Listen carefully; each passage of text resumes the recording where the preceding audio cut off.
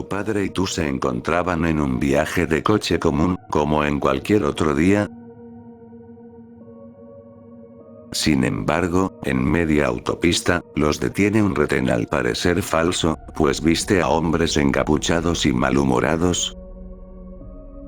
Sin embargo, los hombres los detienen a ambos. Esperando que fuera todo menos algo malo, deciden ceder para darse cuenta de que no era un retén como tal, y que aquellos hombres querían robarles.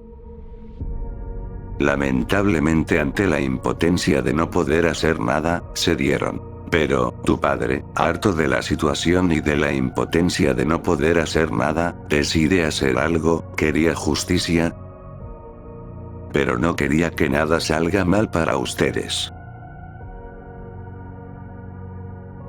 Decide darte la orden de que tomes el teléfono y empieces a grabar la placa trasera del auto en donde iban los ladrones, mientras tu padre los iba siguiendo desde su auto, continuando el trayecto por un par de cuadras más, hasta que uno de aquellos hombres se percata de lo que estaba pasando,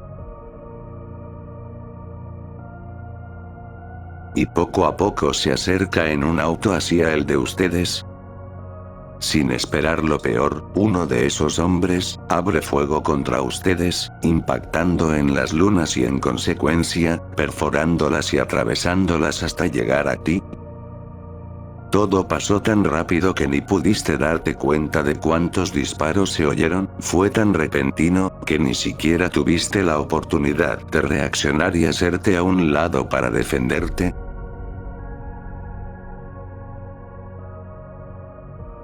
Dejando este mundo y a tu padre en aquel instante, y mientras te ibas, escuchabas unos lamentos, tal vez, los más dolorosos de toda tu existencia, partiendo para siempre.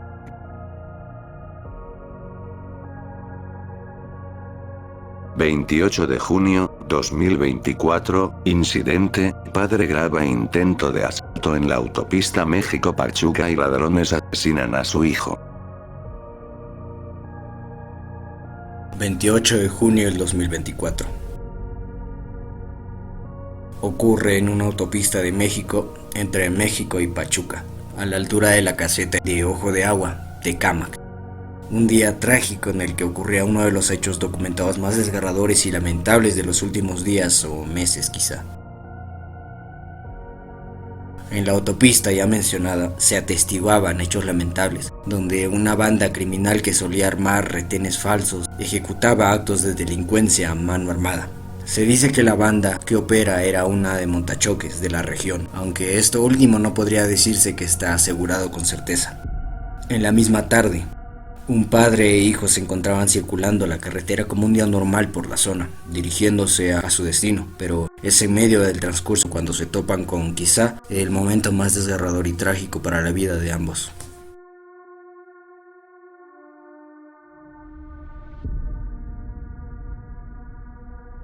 Resulta que se encontraron con un retén falso, el cual los interceptó con el objetivo de robarlos.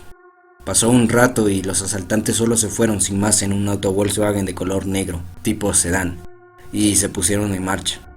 Quizá fue un sentimiento de impotencia o justicia que ardió en el padre y, sin dudarlo, empezaba a seguir al auto de sus agresores, mientras le pedía a su hijo que tome el teléfono y comience a grabarlos. Desde aquel momento se empieza a evidenciar el caso trágico, formando parte de quizá uno de los videos cortos más desgarradores de huir de los últimos días.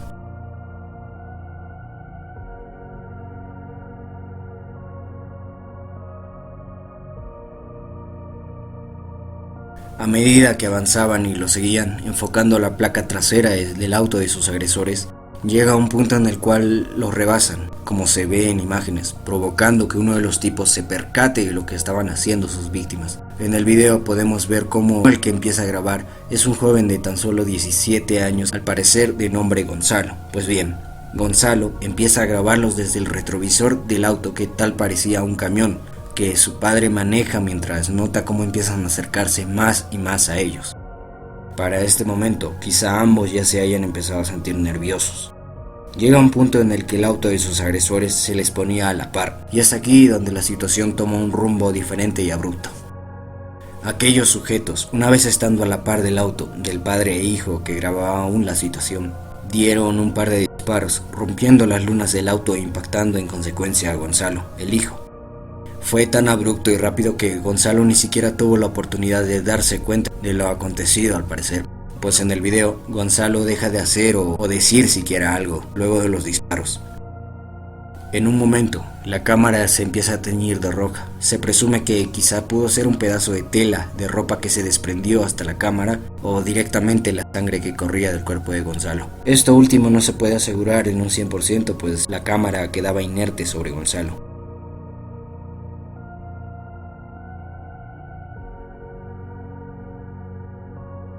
Su padre, al darse cuenta, se empezó a desesperar al ver a su hijo así, mientras decía ciertas cosas sobre él, y gritaba y lloraba. Es desgarrador escuchar los lamentos de un padre que perdió de tal manera a su hijo.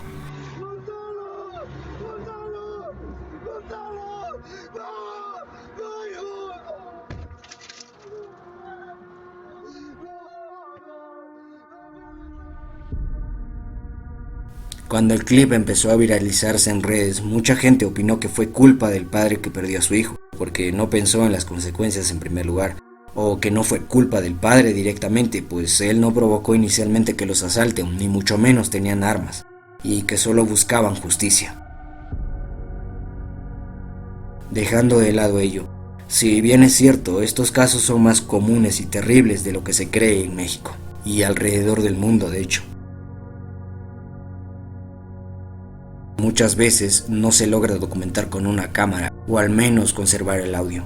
El hecho de que esto sea común es triste.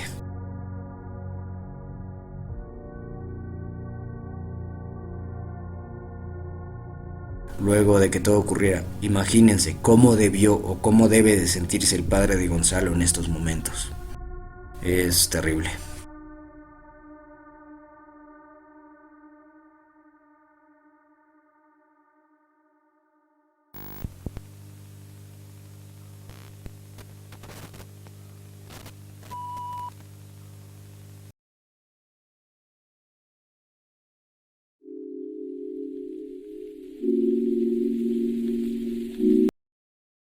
Eres uno de los sobrevivientes de la masacre de El Mozote en una pequeña aldea. Tu comunidad fue víctima de una brutal matanza perpetrada por el ejército salvadoreño. La atrocidad dejó cicatrices imborrables en tu alma y en la historia de tu país. Incidente. Masacre de El Mozote. La masacre del Mozote ocurría en diciembre de 1981. Emerge como uno de los episodios más siniestros de la guerra civil de El Salvador. La pequeña aldea del Mozote y sus alrededores se convirtieron en el escenario de una operación militar brutal por parte de las fuerzas gubernamentales.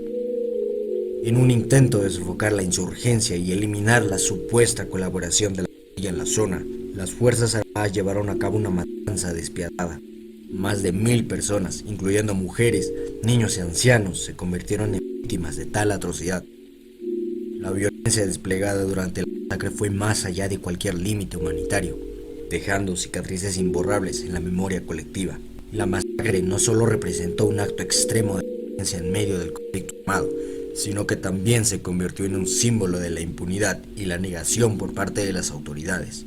La falta inicial de reconocimiento y rendición de cuentas prolongó el sufrimiento de las víctimas y sus familias, contribuyendo así a la oscura narrativa de la guerra civil salvadoreña.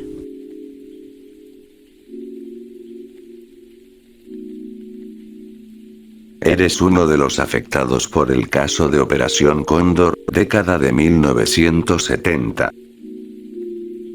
En una época de dictaduras militares en América Latina, tu vida se vio amenazada por un plan de represión coordinado entre varios gobiernos. La persecución política y la violación de los derechos humanos marcaron tu existencia. Incidente. Operación Cóndor. La Operación Cóndor, ejecutada en 1970, fue un plan siniestro para llevar a cabo los regímenes dictatoriales en América Latina. Esta operación, ideada como una coordinación entre grupos autoritarios, tenía como objetivo reprimir la oposición política y eliminar a cualquier amenaza percibida para sus regímenes. Bajo el pretexto de la lucha contra el comunismo, los regímenes participantes, que incluían a Argentina, Chile, Uruguay, Brasil, Paraguay y Bolivia, entre otros, llevaron a cabo detenciones ilegales, torturas y desapariciones forzadas. Miles de personas fueron víctimas de esta red de represión que operaba más allá de las fronteras nacionales. La falta de escrúpulos, la violación sistemática de los derechos caracterizaron a la Operación Cóndor. Muchos de los afectados eran opositores políticos y activistas, y cualquier persona considerada una amenaza para los regímenes autoritarios. La impunidad que rodeó estas acciones dejó una cicatriz profunda en la historia de América Latina, marcando una era de oscura represión política y violencia estatal.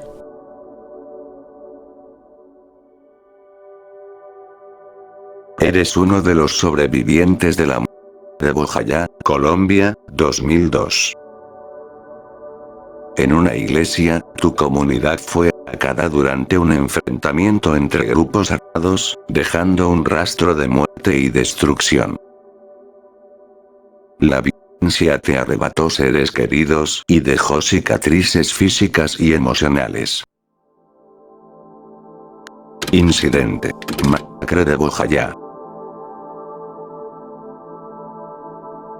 La masacre de Bojayá ocurría en Colombia, 2002. Fue un capítulo aterrador durante el prolongado conflicto armado en Colombia. Este trágico evento tuvo lugar en el pequeño pueblo de Bojayá, en el departamento de Chocó, donde civiles buscaban un refugio en una iglesia durante un enfrentamiento entre grupos paramilitares y guerrilleros.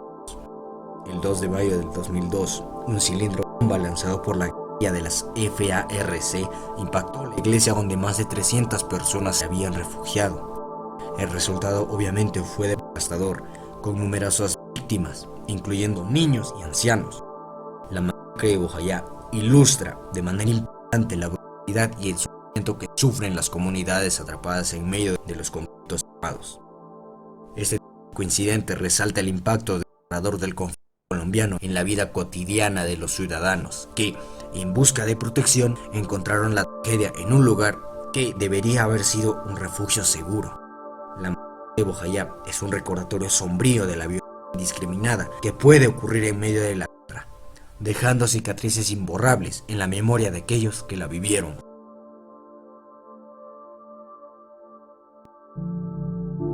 Eres uno de los afectados por el caso de los niños robados en Argentina, décadas de 1970-1980. En un oscuro capítulo de la historia argentina, fuiste separado de tus padres biológicos y dado en adopción ilegalmente.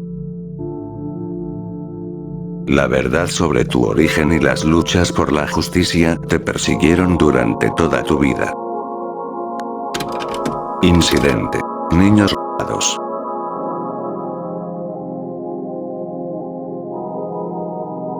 Durante las décadas de 1970 y 1980 en Argentina, se llevó a cabo un oscuro y sistemático plan de robo de bebés, como parte de la represión del régimen militar que gobernó el país entre 1976 y 1983.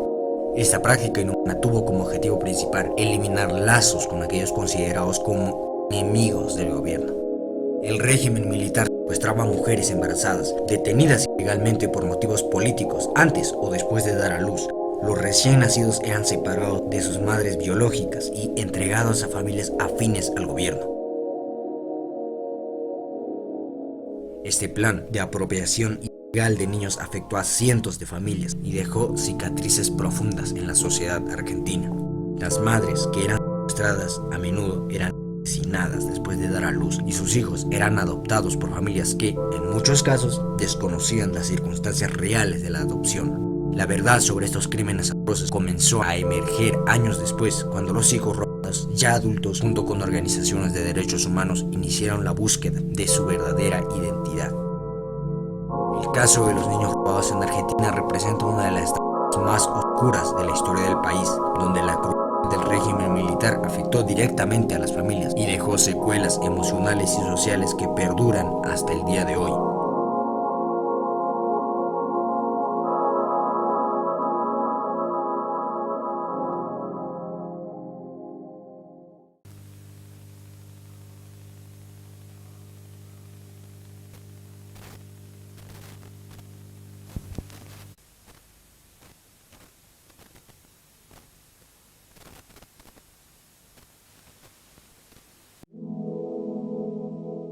Eres uno de los afectados por el genocidio de Ruanda, 1994.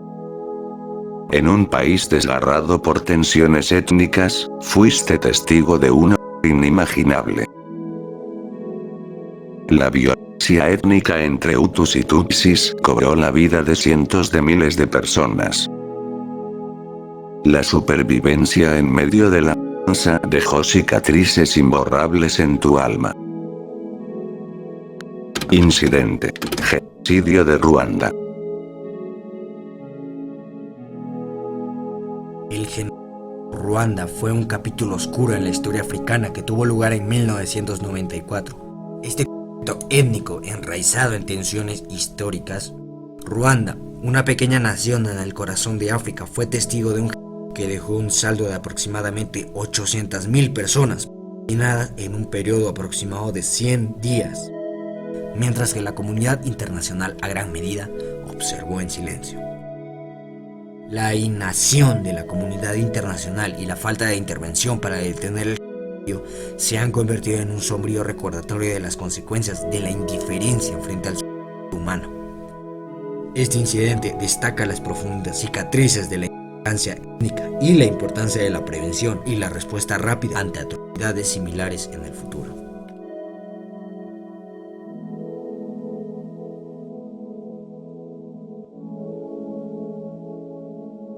Eres uno de los afectados por el caso de Dreyfus en un contexto de antisemitismo y paranoia, fuiste acusado injustamente de traición.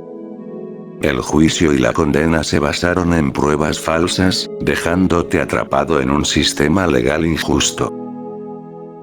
La lucha por probar tu inocencia fue una batalla que marcó la historia de la injusticia. Incidente: caso Dreyfus.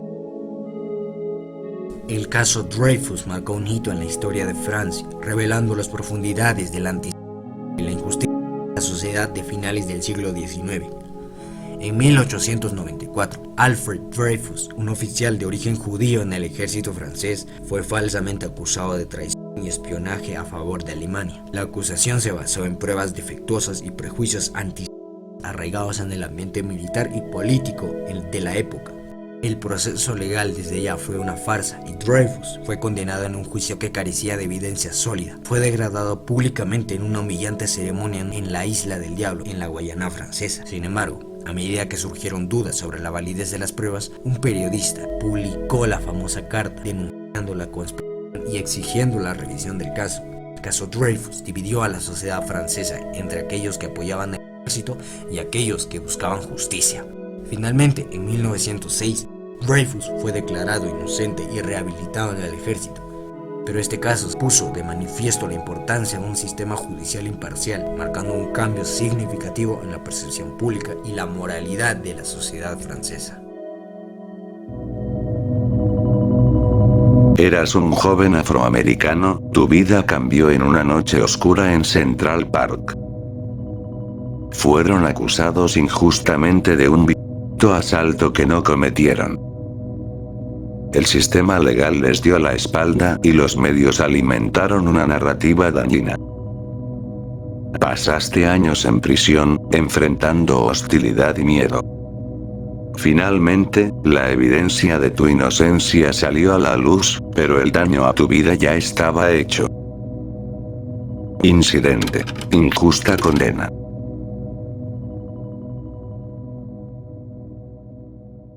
El 19 de abril de 1989, una joven fue herida mientras corría en Central Park. Recuerden esto porque es un suceso muy importante para la historia.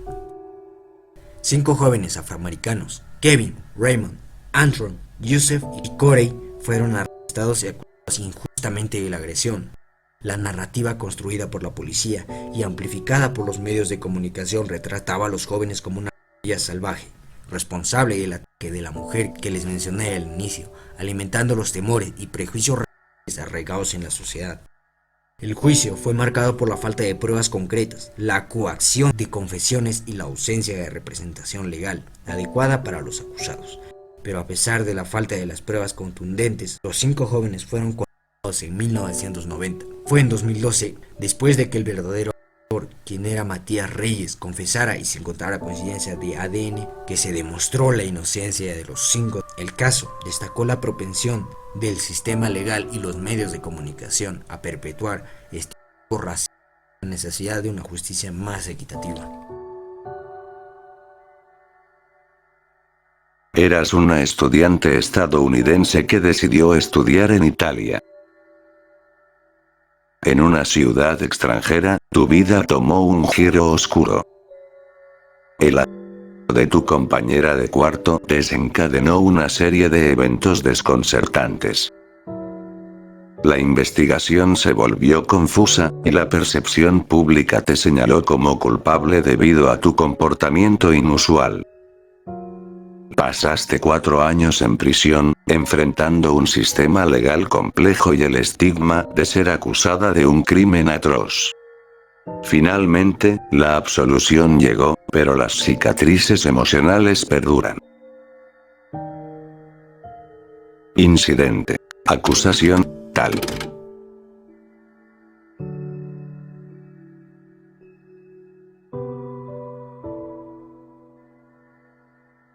Una estudiante estadounidense compartía un piso con Meredith Kercher. Después de que Kercher fue encontrada en su habitación, Knox y su novio italiano Raffaele fueron acusados de su asesinato. La investigación y el juicio fueron complicados y marcados por la confusión y la controversia.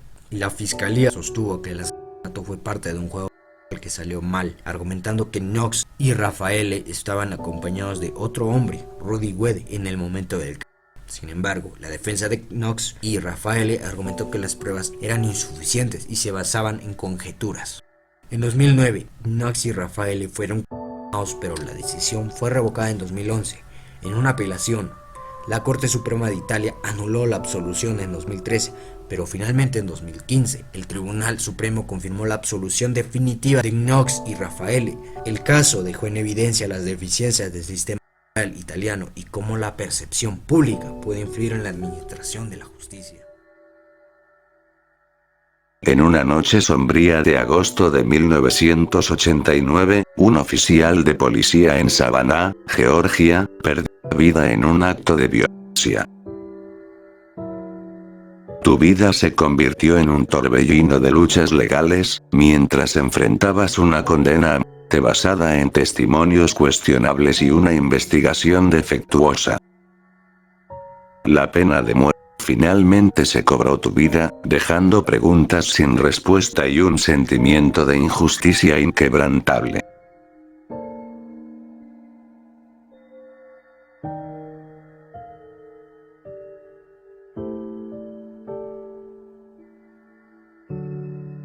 Incidente. Ejecución controvertida. El caso de Troy Davis está vinculado a la el oficial de policía Mark McPhail en Savannah, Georgia, en 1989. En agosto de 1989, Mark McPhail fue mientras intentaba ayudar a un hombre sin hogar que estaba siendo atacado, pero Davis fue arrestado y acusado de asesinato. La evidencia en su contra era principalmente testimonial y no se encontraron pruebas físicas concluyentes que lo vincularan al crimen. Durante el juicio, varios testigos identificaron a Troy Davis como el peor, pero sus afirmaciones fueron cuestionadas por la falta de pruebas sólidas. A lo largo de los años, varios testigos retractaron sus declaraciones, alegando presiones policiales y miedo a repetir. A pesar de la falta de pruebas físicas y las retractaciones de los testigos, Davis fue condenado y sentenciado a muerte en 1991. Durante casi 2 décadas, se llevaron a cabo numerosas apelaciones y campañas en defensa de Davis, argumentando que la pena de muerte se basaba en una condena dudosa. Trágicamente, en septiembre del 2011, Troy Davis fue ejecutado por una inyección letal. Su caso generó debates intensos sobre la pena de en Estados Unidos, destacando las preocupaciones sobre la posibilidad de a una persona inocente basándose en pruebas circunstanciales y testimonios cuestionables.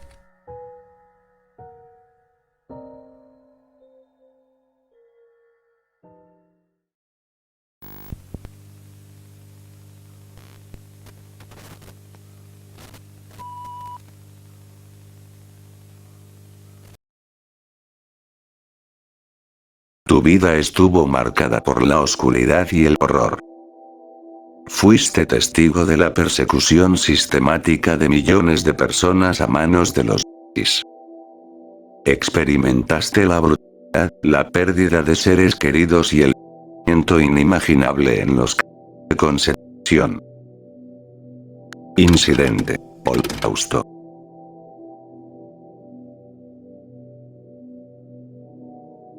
Tu vida pacífica se vio envuelta en una espiral de violencia étnica, limpieza étnica y conflictos militares. La unión multicultural que conocías se deshizo en un torbellino de caos. Ocurrió en Belgrado, donde la intervención militar internacional y los enfrentamientos étnicos devastaron tu entorno. El colapso de la antigua Yugoslavia dejó cicatrices imborrables en tu identidad y en la región. Incidente: fragmentación yugoslava. Fue un periodo sombrío en la historia de la región, desatándose a principios de la década de 1990, con la desintegración de la antigua Yugoslavia tras la caída del comunismo. Las tensiones étnicas y territoriales se avivaron, dando lugar a conflictos violentos y situaciones desgarradoras. Las declaraciones de independencia de varias repúblicas yugoslavas provocaron una serie de enfrentamientos armados y actos de limpieza étnica. Bosnia y Herzegovina, Croacia y Kosovo se convirtieron en escenarios de atrocidades que dejaron a comunidades enteras sumidas en el sufrimiento. En Bosnia y Herzegovina, bosnios musulmanes, croatas y serbios quedaron atrapados en el conflicto devastador, manifestando en eventos trágicos. Croacia experimentó violencia y limpieza étnica en su búsqueda de independencia. La intervención internacional, liderada por la OTAN, buscó poner fin a la violencia y restablecer la paz. Sin embargo, a pesar de estos esfuerzos, la guerra dejó un legado de divisiones profundas. Con comunidades marcadas por la desconfianza y el dolor, la guerra de Yugoslavia representa una dolorosa lección sobre los peligros de las tensiones étnicas y políticas desatadas. Brasero. En las décadas de 1940 y 1950, enfrentaste las duras realidades del programa Brasero entre México y Estados Unidos. Tu sueño de oportunidades en el norte se desvaneció cuando te enfrentaste a la explotación y el abuso laboral que marcó la experiencia de muchos trabajadores migrantes en los campos agrícolas de California. La falta de protecciones laborales te dejó vulnerable a la explotación, marcando tu vida con la dureza de las condiciones laborales. Incidente: explotación en la cosecha. El caso de los braceros se remonta en las décadas de 1940 y 1950, cuando en Estados Unidos y México implementaron el programa Braceros para abordar la escasez de mano de obra agrícola durante la Segunda. Este programa permitió la contratación temporal de trabajadores mexicanos para laborar en campos agrícolas estadounidenses. Aunque inicialmente diseñado para ser una solución temporal, el programa Braceros se prolongó durante años. Los trabajadores migrantes, conocidos como braceros, enfrentaron condiciones laborales extremadamente difíciles y a menudo eran víctimas de la explotación. Los braceros trabajaban largas horas bajo condiciones agotadoras, con bajos salarios y vivían en condiciones deplorables. Muchos sufrieron abusos por parte de los empleadores, quienes aprovechaban su vulnerabilidad y la falta de derechos laborales. Este capítulo oscuro en la historia laboral binacional dejó un legado de injusticia y explotación que afectó a miles de trabajadores y sus familias. A pesar de los esfuerzos por dar las condiciones inhumanas, el caso de los braceros destaca las fallas sistemáticas que permitieron la explotación de los trabajadores migrantes en nombre de la necesidad económica. Tu vida se vio marcada por conflictos étnicos, disputas por recursos y una respuesta internacional lenta y desafiante. Ocurrió en el campo de refugiados donde buscabas seguridad. La violencia y la falta de ayuda marcaron una experiencia desgarradora, dejando cicatrices emocionales profundas. Incidente: en Darfur. Darfur es un caso que se desarrolla en la región de Darfur, Sudán, desde el 2003. El conflicto surge de disputas étnicas y tensiones históricas por los recursos limitados como tierras y agua. La respuesta del gobierno sudanés y las milicias y grupos involucrados han llevado a una crisis humanitaria de proporciones desgarradoras. La violencia en Darfur se caracteriza por ataques sistemáticos contra comunidades, desplazamiento forzado, violencia sexual generalizada y atrocidades inimaginables. Las milicias respaldadas por el gobierno, conocidas como las Janjaweed, han sido acusadas de perpetrar gran parte de la violencia, incluyendo asesinatos masivos y quema de aldeas. La comunidad internacional ha denunciado el genocidio de Darfur, calificándolo como uno de los peores crímenes contra la humanidad del siglo XXI. Sin embargo, la respuesta internacional ha enfrentado desafíos políticos y operativos, lo que ha dificultado poner fin a la violencia y proporcionar ayuda efectiva a los afectados.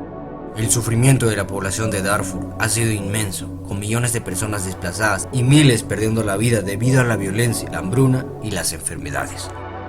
El caso destaca la complejidad de abordar los conflictos étnicos y las consecuencias devastadoras de la violencia desenfrenada.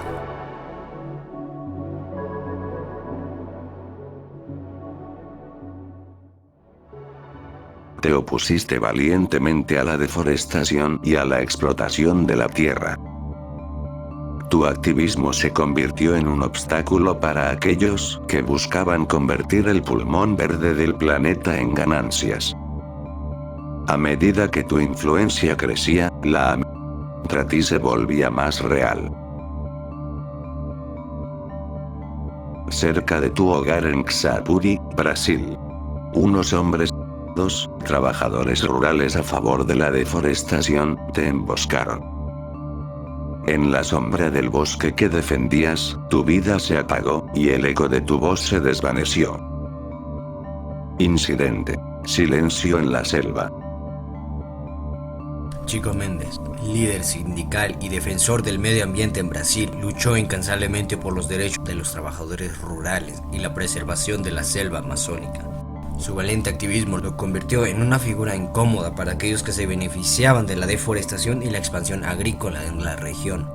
En la década de 1980, la Amazonía estaba siendo explotada de manera descontrolada y Chico Mendes lideraba la resistencia contra la tala ilegal y la expansión de ranchos ganaderos. Su enfoque innovador involucraba la creación de reservas extractivas que permitían a las comunidades locales utilizar sosteniblemente los recursos de la selva sin destruir el ecosistema. Sin embargo, su valiente defensa del medio ambiente y los derechos indígenas no fue bien recibida por aquellos con intereses económicos contrarios. En 1988, Chico Mendes fue asesinado a tiros fuera de su casa. Su muerte provocó indignación a nivel nacional e internacional y puso de manifiesto los peligros y desafíos enfrentados por aquellos quienes se oponen a la explotación desenfrenada de la Amazonía. El legado del Chico Mendes perdura como un recordatorio de la lucha por la preservación ambiental y los derechos de las comunidades locales en la Amazonía. Su sacrificio destacó la violencia que a menudo acompaña a la resistencia contra intereses poderosos y la explotación desmedida de los recursos naturales. Sergio Vieira de Mello, la búsqueda de la paz se convirtió en un viaje sin retorno. Tu labor como representante especial de la ONU llevó consigo un precio insondable. El artista en Bagdad no solo te aportó la vida, sino también la oportunidad de ver florecer la esperanza que anhelabas para el pueblo. Tu sacrificio, envuelto en olvido, se convirtió en una triste melodía que resuena en los pasillos del poder, donde la paz parece ser siempre el precio más alto. Incidente. Sacrificio en Bagdad. Sergio Vieira de Mello, un destacado diplomático y funcionario de las Naciones Unidas, dedicó su vida a la resolución de conflictos y la promoción de los derechos humanos. En 2003 fue nombrado representante especial de la ONU en Irak, en un momento de creciente inestabilidad después de la invasión liderada por Estados Unidos. Sergio Vieira de Mello buscó equilibrar las complejidades políticas y culturales en Irak, trabajando para reconstruir el país y establecer un gobierno representativo. Sin embargo, su labor lo puso en el punto de mira de aquellos que se oponían a la presencia internacional en Irak y a la agenda de reconstrucción.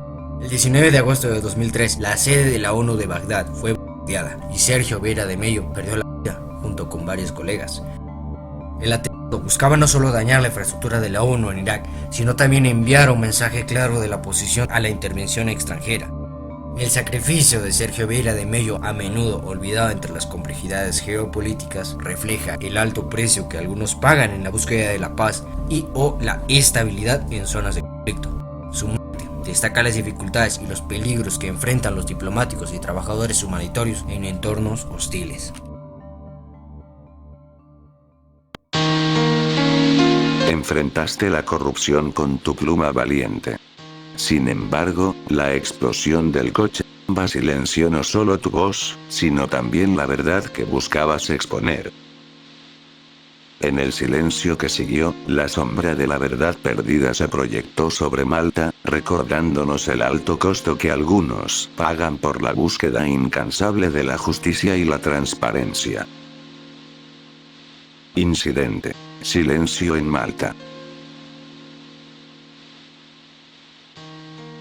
Daphne Caruana Galizia, una valiente periodista de investigación maltesa, se destacó por su inalcanzable búsqueda de la verdad y la denuncia de la corrupción en su país.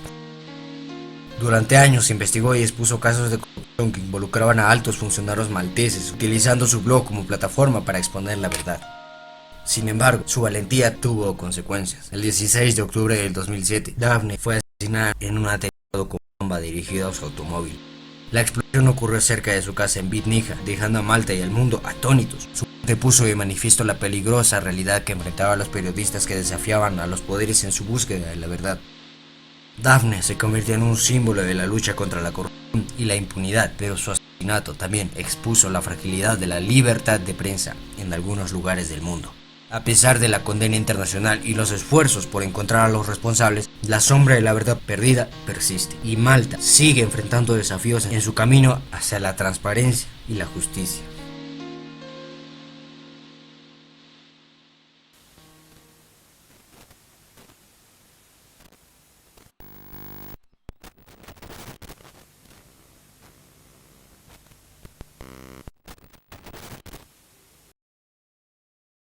La vida de Anna Politkovskaya fue un susurro constante contra las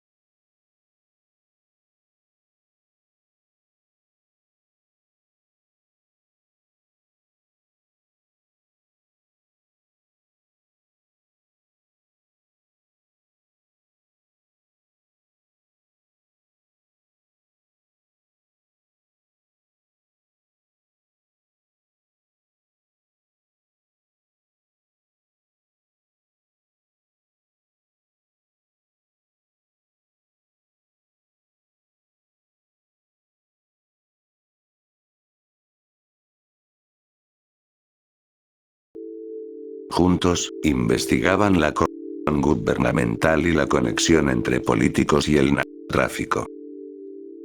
Vuestras revelaciones pusieron en peligro a figuras poderosas que no dudaron en silenciaros. Mientras regresaban de una investigación, fueron emboscados. Las sombras del crimen organizado los envolvieron, y las balas terminaron con sus vidas, silenciando la pluma que desafiaba la impunidad. Incidente. Silencio en el cuarto poder. Susana y Roberto, apasionados periodistas en México, dedicaron sus vidas a exponer la corrupción gubernamental y la injusticia social en su país. Su valentía los llevó a investigar casos sensibles, incluidos actos de violencia estatal y violaciones a los derechos humanos. A medida que desenterraban la verdad, se convirtieron en bocas incómodas para aquellos en el poder.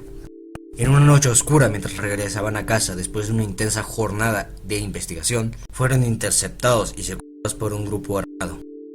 Su valiente búsqueda de la verdad se encontró con un trágico destino cuando sus cuerpos fueron encontrados sin vida, marcando un sombrío recordatorio de los peligros que enfrentan los periodistas que desafían el status quo en búsqueda de justicia y transparencia. La descendencia de ambos dejó una cicatriz indeleble en la comunidad periodística y resaltó los riesgos asociados con la búsqueda inalcanzable de la verdad en entornos peligrosos. Su memoria vive como un recordatorio de la importancia de proteger la libertad de prensa y responsabilizar a aquellos que perpetran violencia contra quienes buscan la verdad. En la pacífica Tasmania, un acto de violencia sin sentido sacudió la nación. Un hombre llamado Martin Bryant perpetró un ataque en el histórico sitio turístico de Port Arthur, dejando un rastro de muerte y dolor. En un solo día, 35 vidas fueron cegadas, y otras 23 personas resultaron heridas. La tragedia conmocionó a Australia y llevó a una reevaluación profunda de las leyes de control de armas. Incidente. Masacre de Port Arthur. Tuvo lugar en Australia en 1996. En un apacible centro turístico, un individuo armado desató uno de los episodios más dolorosos en la historia del país. Equipado con armas de fuego, perpetró un ataque indiscriminado contra visitantes y personal. Este lamentable evento resultó en la pérdida trágica de 35 vidas y dejó otras 23 personas heridas. La sociedad australiana quedó estremecida, desencadenando un intenso debate sobre el control de las armas en la nación. En respuesta, el gobierno actuó de manera decisiva, implementando medidas más estrictas sobre la posesión de armas, incluida la prohibición de ciertos tipos. La tragedia de Port Arthur generó luto en la nación y transformó la perspectiva australiana sobre las armas de fuego. Este doloroso episodio destaca los devastadores efectos de la violencia armada y la urgencia de políticas que evitan futuras tragedias.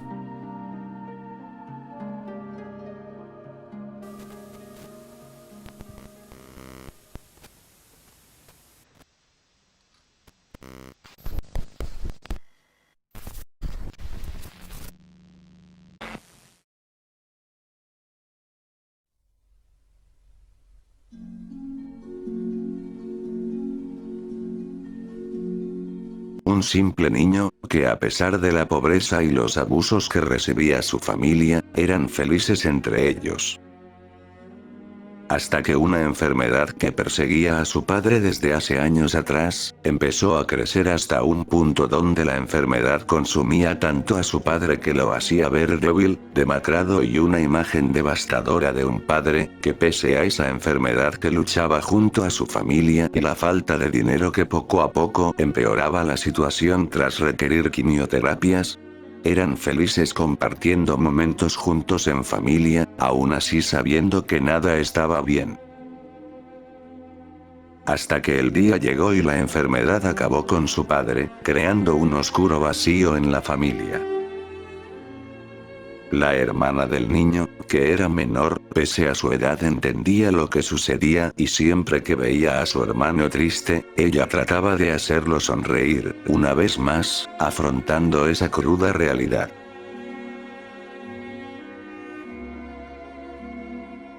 Tras las reformas políticas, la familia, conformada solo por tu madre, tú y tu hermana, poco a poco tenía menos posibilidades de poder salir adelante. Ante la incertidumbre, la pena y el duelo, tu madre tomó una decisión mala, empezó a beber y perdió el control.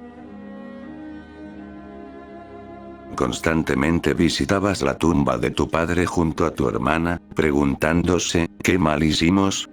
Cuando regresaban a casa, tu madre siempre los regañaba, se molestaba y hasta algunas veces llegaba a agredirlos, ya que estaba sumida en el alcohol y no sabía lo que hacía.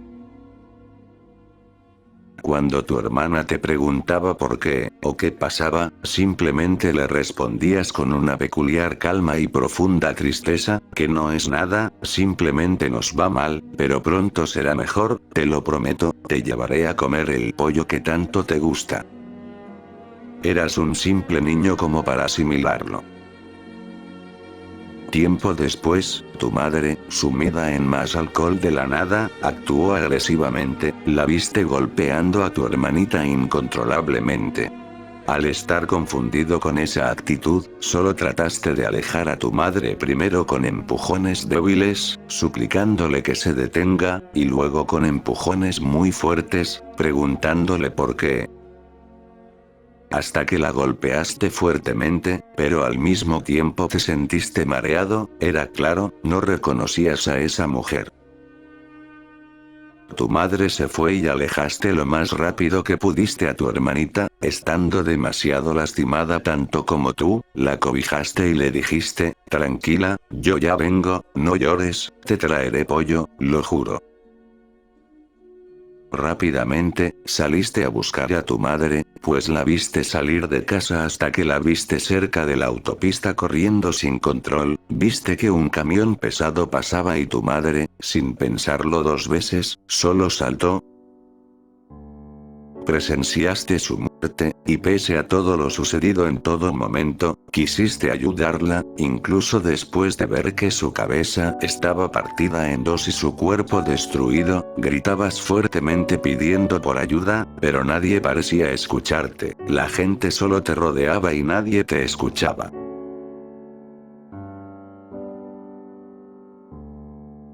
Fuiste a casa para usar el teléfono y llamar a una ambulancia, pero no contestaban. Saliste y viste que tu madre ya no estaba ahí, se la habían llevado en una camioneta blanca. Indeciso, quisiste acompañarla, pero recordaste que tu hermanita también necesitaba ayuda. Aún siendo muy niño, entendiste que para tu madre no había salvación y decidiste ir por tu hermana, con un gran dolor en el corazón. Estabas destrozado, pero no te detuviste. Al llegar con tu hermanita, solo le preguntaste que si estaba bien, a lo que ella te respondió. La cargaste y la llevaste a una posta. Un señor bueno la atendió y no les cobró nada, pero ese señor ya no podía hacer más por ustedes. Estaba repleto de pacientes, solo le agradecieron y le dieron un pan seco que guardaron como agradecimiento, pero el señor solo dijo, niña, tú lo necesitas más, por favor, toma tu pan y vete de aquí, todos sospecharán algo, vete a tu casa, y solo se fueron.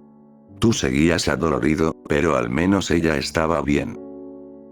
De camino a casa conversaron mucho, ella preguntaba que por qué mamá se puso así, qué le hice, y recordando lo que pasó, solo le dijiste que estaba enfadada y ciega, no te golpeaba a ti, solo golpeaba la pared, no era su intención, ahora ella se fue a pasear lejos, no creo que vuelva, pero me dijo que te cuidara mucho.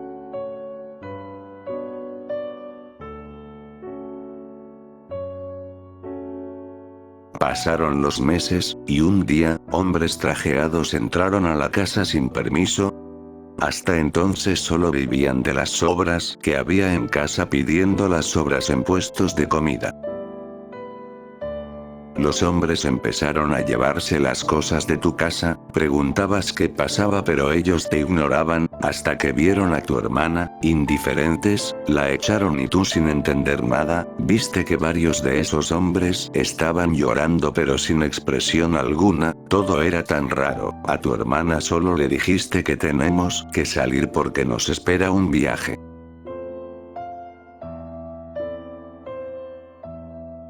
Buscaban los lugares más cálidos para dormir, pedían limosnas y a veces trabajaban por una miseria, pero pese a todo, ustedes dos eran felices estando juntos, se tenían el uno al otro. Hasta que tu hermana empezó a sudar excesivamente, sin saber qué hacer. Fueron donde aquel señor que los atendió antes para que la ayudase de nuevo, pero ese lugar estaba demolido, veían cintas amarillas por todo lado y siluetas en el suelo, era extraño, pero solo se fueron a otro lugar. Una botica, donde pensaste que la ayudarían mientras solo le secabas el sudor y el pequeño lagrimeó, hasta que llegaron a una. La encargada se alarmó al ver a tu hermana así, mientras le preguntaba qué sucedía, tú eras lo de menos en aquel momento, ¿verdad? Pasaron 2 días, la encargada solo le daba medicamento y un cuidado a duras penas, adecuado, pues era de bajos recursos. Tú siempre salías a buscar comida para tu hermana, pero esta vez era más difícil, esta vez nadie lo tomaba en cuenta, y cuando le preguntabas a la encargada, ella sin más te ignoraba. Suponías que era porque tu hermana era lo más importante. Hasta que en una ocasión, un hombre extraño te dio una pieza de pollo, que se sentía leve, pero parecía delicioso. Sin dudarlo, fuiste donde tu hermana, pero ella casi no te reconocía, estaba desganada y débil. La encargada no estaba, de hecho, en la botica casi no había medicamentos, tú, inocentemente, pensaste que le dio todo a tu hermana y fue a buscar más, pero no lograbas entender por qué tu hermana se veía así, fuiste a buscar a la encargada, pero no sin antes dejar todo preparado para que tu hermana se mantenga bien, con la mejor delicadeza posible, pese a que tú estabas cansado, le dejaste el pollo a tu hermana y te despediste. Tan solo pasó media hora y volviste, no encontraste a la encargada, pero, viste al anterior doctor que te ayudó antes y se te ocurrió llevarle a tu hermana, volviste, pero, ella se veía mal, se veía demacrada, mientras inconscientemente temblabas y llorabas, intentaste ayudar a tu hermana, casi no se le podía entender nada, se sentía más ligera, más pálida, pero intentaba decir tu nombre, preocupado. Intentaste de todo, nada funcionaba, intentaste cargar a tu hermana, pero tropezaste, por lo agotado y adolorido que estabas, no tenías mucha fuerza, pero intentaste recibir el impacto por tu hermana, parecía funcionar. Pero una vez que ella estaba en tus brazos, notaste que ya no respiraba, notaste que casi no pesaba nada, pero más aún, notaste cómo intentó decir por última vez tu nombre, muriendo en tus brazos, mientras sentías algo indescriptible en ti, mientras solo la abrazabas.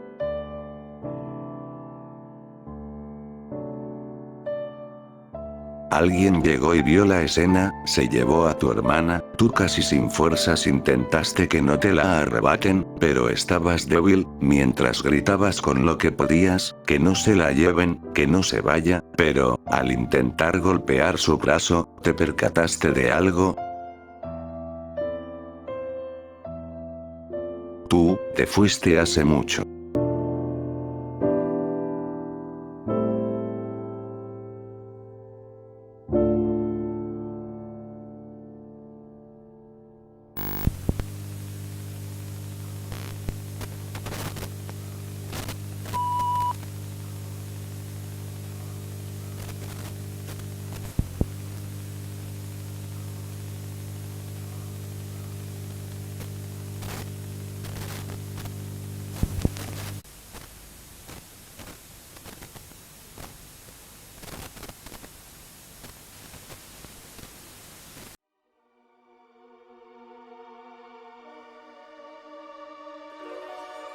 Un día normal como cualquier otro, ¿verdad?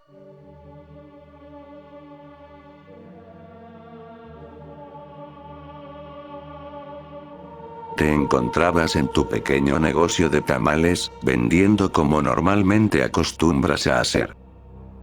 Era una tarde tranquila, por lo que casi no acontecía mucho. Pasaba el rato y de pronto, ves algo frente a ti. Era tu querida mujer y tu hija, quienes te buscaban y te encontraron para saludarte amablemente como era de costumbre.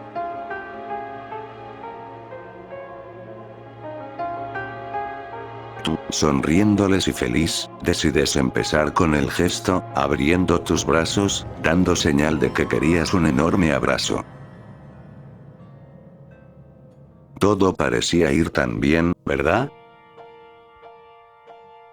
Tu mujer y tu hija se acercaban a ti alegremente para corresponder, cuando notas que éstas ponían un gesto diferente a lo que acostumbrabas ver en ellas. Notaste que tenían una expresión asustada y viste que se hicieron para atrás. ¿Tú no entendías nada? Pero entonces, notaste algo detrás de ti. Supiste que algo estaba detrás de ti, ocasionando que ellas retrocedan de esa forma. Pero sin siquiera tener la oportunidad de voltear a ver, algo corta con tu vida abruptamente. Fue rápido, tanto, que ni siquiera pudiste despedirte de ellas por última vez, no pudiste darles el último abrazo.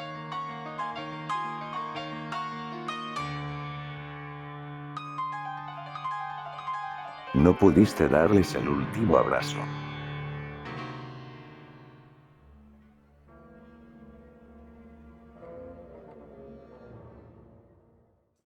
Una tarde del 30 de enero del 2021, en Guatemala, da lugar uno de los videos más tétricos y lamentables que podíamos ver de los últimos años. Era una tarde normal de la zona y un señor que aparentemente tenía un pequeño negocio de tamales se encontraba vendiendo como era de casualidad, cuando aparece una mujer y una niña dirigiéndose hacia él. Se presume que estas dos mujeres podrían ser su esposa e hija, quizá por la reacción del señor al verlas. Resulta que al parecer el señor las reconoce a ambas y en consecuencia abre los brazos para poder abrazarlas. Mientras las observaba y de manera inesperada, alguien sale detrás del señor y acciona fuego contra él, matándolo al instante mientras ambas chicas trataban de huir. Todo esto quedó captado por las cámaras de seguridad de aquella zona. A primera vista, definitivamente este es uno de los videos de pérdidas de familias más desgarradores que podríamos ver, aunque de hecho, luego de que el clip se haya viralizado en redes, internautas teorizan muchas situaciones, pues no se tiene nada claro, como un contexto y trasfondo, y poca es la información que se puede llegar a conseguir de parte de las autoridades, provocando así que la información sea tergiversada, pues primero que nada, no se sabe con exactitud la identidad de las personas quienes salen en cámaras, ni se sabe si aquellas dos chicas son su esposa e hija, de la misma manera que con la persona que acciona fuego detrás de ese señor, o si vendía papas o tamales en primer lugar. Se teoriza popularmente que el señor era víctima de una extorsión de parte del crimen organizado o delincuentes, mientras que en contraparte se dice que el señor tenía problemas personales y estaba metido en asuntos de deudas monetarias. Realmente no se tiene información certera alguna, así que solo podemos especular de momento, pese a que ya hayan ocurrido un par de años luego de los acontecimientos. Pero las imágenes de por sí solas a muchos les resulta triste, desgarrador, traumante y de cierta manera aterrador. Después de que el hombre de atrás haya acabado con la vida del señor, en la grabación se puede ver cómo la mujer y la niña, quienes podrían ser los familiares del señor, se acercan a él para ver cómo estaba, mientras al darse cuenta entran en pánico y al parecer solo lamentan la situación, volviéndolo en algo triste.